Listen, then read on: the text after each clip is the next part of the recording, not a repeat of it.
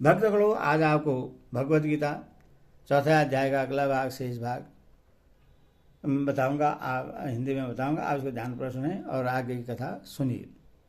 भगवान कहते हैं, इस प्रकार अविवेक और अश्रद्धा की सहित सहज को ज्ञान प्राप्ति में बाधक बतलाकर अब विवेक द्वारा सहज का नाश करके कर्म योग का अनुष्ठान करने में अर्जुन का उत्साह उत्पन्न करने के लिए सहज रहित तथा भस्म किए हुए अंतकरण वाले कर्मयोगी की प्रशंसा करते हैं।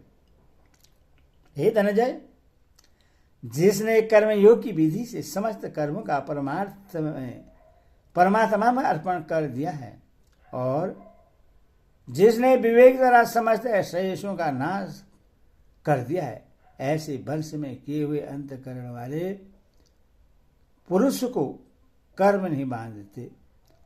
योग सनिष्ठ कर्माण, इन पदों से योग शब्द का अर्थ ज्ञान योग मानकर इस पद का अर्थ ज्ञान योग द्वारा शास्त्र विहित समस्त कर्मों का स्वरूप से त्याग करने वाला मान लिया जाए तो क्या आपत्ति है। यहां स्वरूप से कर्मों के त्याग का प्रकरण नहीं है। इस श्लोक में जो यह बात कही गई है कि योग द्वारा कर्मों का संन्यास करने वाले मनुष्य को कर्म नहीं बांधते, इसी बात को अगले श्लोक में तस्मात् पद से आदर्श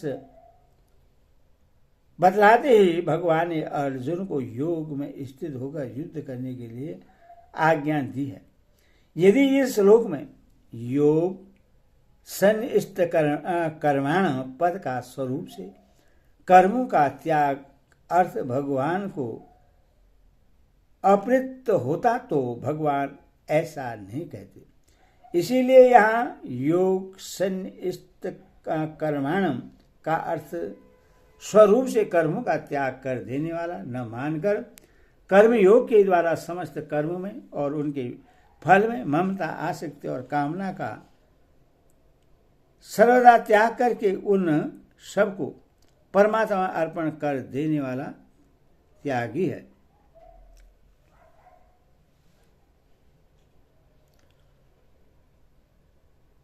मानना ही उचित है, क्योंकि उस युक्त पद का अर्थ प्रकरण के अनुसार ऐसा ही जान पड़ता है। ज्ञान सच्छिन्न शेषम पद में ज्ञान शब्द का क्या अर्थ है। गीता में ज्ञान शब्द किन किन श्लोकों में किन किन अर्थों में व्यवहृत हुआ है। उपयुक्त पद में ज्ञान शब्द किसी भी वस्तु के स्वरूप का विवेचन करके तदेश कह श्रेयस का नाश कर देने वाला विवेक शक्ति का वाचक है। जहां अवबोधन ने इस धात्वर्थ के अनुसार ज्ञान का अर्थ जानना है, अथवा गीता में प्रकरण के अनुसार ज्ञान शब्द निम्नलिखित प्रकार से भिन्न भिन्न अर्थों में विहवत हुआ है। 12वें अध्याय के 12वें श्लोक में ज्ञान की अपेक्षा ध्यान को और उससे भी कर्म फल के त्याग को श्रेष्ठ बतलाया है। इस कारण वहां ज्ञान का अर्थ शास्त्र और श्रेष्ठ पुरुष के द्वारा होने वाला विवेक ज्ञान है। 13वें अध्याय के 17वें श्लोक में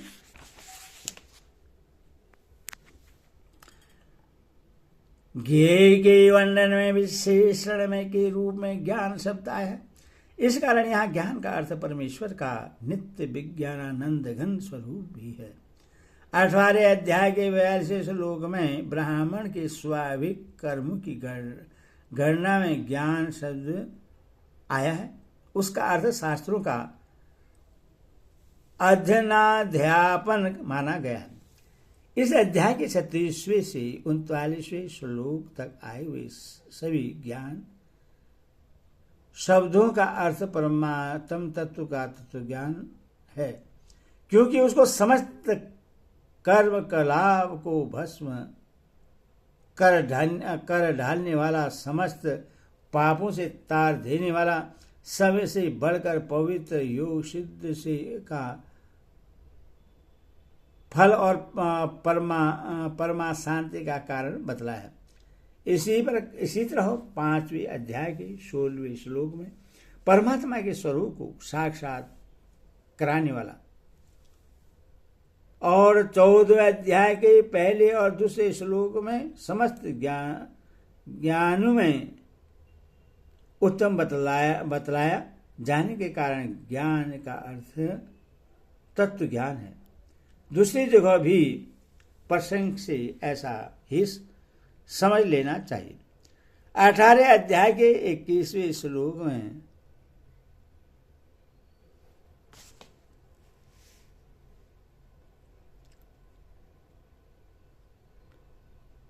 ज्ञान के द्वारा अज्ञान से शेष का नाश करके कर्मयोग में स्थित होने के लिए कहते हैं। इसीलिए यहाँ जैसा अर्थ किया गया है वही ठीक मालूम होता है। विवेक ज्ञान के द्वारा समस्त शरीरों का नाश कर देना क्या है? ईश्वर है या नहीं है तो कैसा है? परलोक है या नहीं? यदि है तो कैसे है और कहाँ है? शरीर, इंद्र, मन और बुद्धि ये सब आत्मा है और आत्मा से भिन्न है। जड़ है या चेतन, व्यापक है या एक देशी, कर्ता भोक्ता जीवात्मा है या प्रकृति, आत्मा एक है या अनेक? यदि वह एक है तो कैसे है और अनेक है तो कैसे? जीव स्वतंत्र है या परतंत्र? यदि परतंत्र है तो कैसे है और किसके परतंत्र है? कर्म बंधन से छूटने के लिए कर्मों को स्वरूप से छोड़ देना ठीक है या कर्मयोग के अनुसार उनका करना ठीक है अथवा सांख्य योग के अनुसार साधन करना ठीक है इत्यादि जो अनेक प्रकार की शंकाएं तर्कशील मनुष्य के अंतकरण में उठा करती हैं, उन्हीं का नाम शेष है। इन समस्त शंकाओं का विवेक ज्ञान के द्वारा विवेचन करके यह निश्चय कर लेना अर्थात किसी भी विषय में शेषयुक्त न रहना और अपने कर्तव्य को निर्धारित कर लेने, यही विवेक ज्ञान द्वारा समस्त शेषों का नाश कर देना है। आत्मवंत पद का यहाँ क्या भाव है? आत्म शब्दवाच्य इंद्रियों के सही अंतकरण पर जिनका पूर्ण अधिकार है अर्थात जिनके मन और इंद्रिय बस में किए हुए हैं, अपने काबू में हैं, उस मनुष्य के लिए यहाँ आत्मवंतम पद का प्रयोग किया गया है। उपयुक्त विशेषणों से युक्त पुरुष को कर्म नहीं बाधते। इस कथन का क्या भाव है? इससे यह भाव दिखलाया गया है कि उपयुक्त पुरुषों के शास्त्र विहित कर्म ममता, आसक्ति और कामना से सर्वदा रहित होते हैं। इस कारण उन कर्मों में बंधन करने की शक्ति नहीं रहती। इस प्रकार कर्मयोग की प्रशंसा करके अब अर्जुन को कर्मयोग में स्थित होकर युद्ध करने के लिए आज्ञा देकर भगवान इस अध्याय का उपसार करते हैं। इसीलिए हे भरत से अर्जुन, तू हृदय में स्थित इस अज्ञान जनित अपने शेष का विवेक ज्ञान रूप तलवार द्वारा छेदन करके समतत्व रूप कर्म योग में स्थित हो जा और युद्ध के लिए खड़ा हो जा। तस्मात् पद के यहाँ क्या भाव है?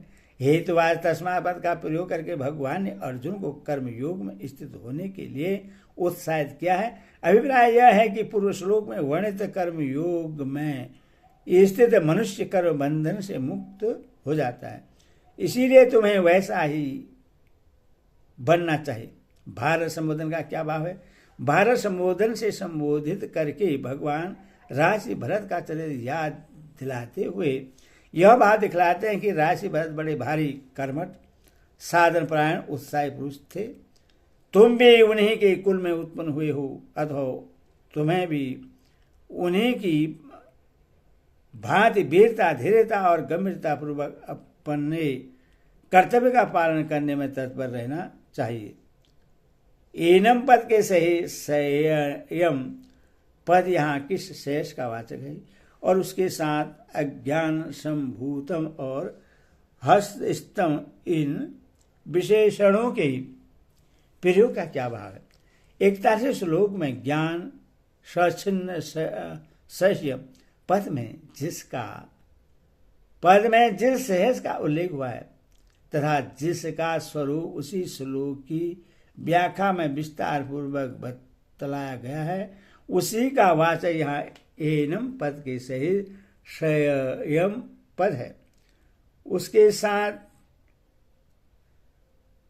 अज्ञान संभूतम विशेषण देकर भगवान ने यह भाव दिखलाया है कि यह इस शेष का कारण अविवेक है, अथवा अविवेक के द्वारा अविवेक का नाश होते ही उसके साथ साथ शेष का भी नाश हो जाता है।